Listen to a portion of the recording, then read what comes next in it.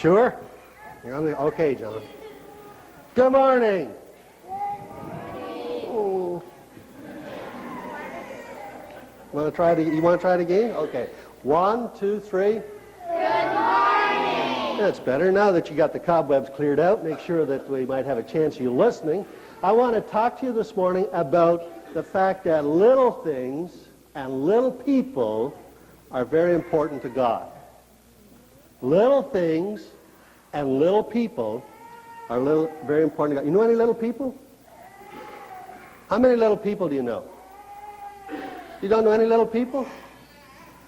Well, yeah. Who's a little people that you know? Christy. Are you not a little person? Then that makes you a little people. Now, how many little people do you know? All kinds of them. That's what you are. You're little people. Yeah, even you.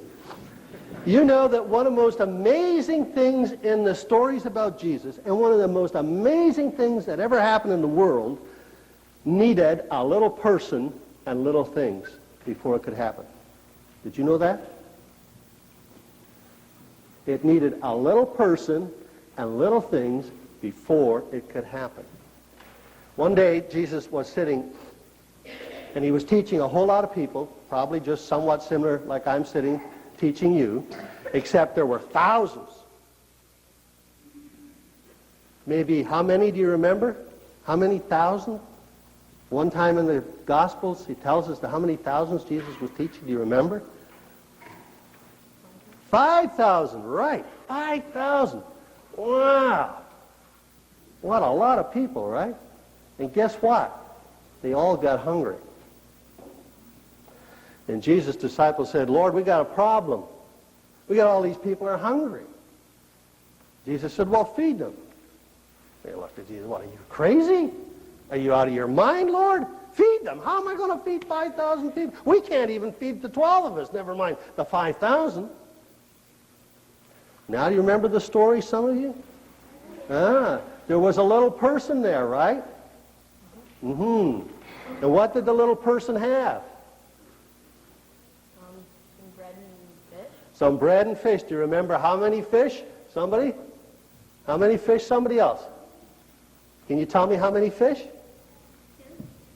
How many loaves? How many loaves of bread? Was it 5 loaves and 2 fishes, or 2 loaves and 5 bread? Well, what was it? Was it 5 loaves and 2 fishes? We're not sure, huh? Well, now you're going to have to go home and read it to find out, aren't you? 5 fishes and 2 loaves. Okay, 2 loaves and 5 fishes? We're going to have to check it out. I'm not going to tell you which was which. You have to check that out.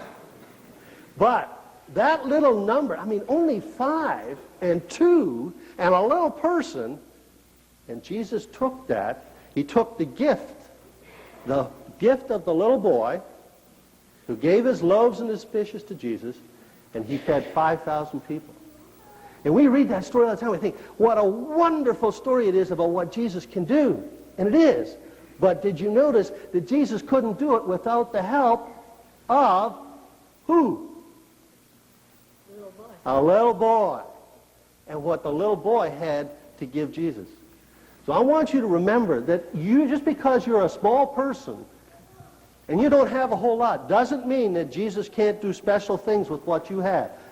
You may not give loaves and fishes, but you can give friendship to somebody.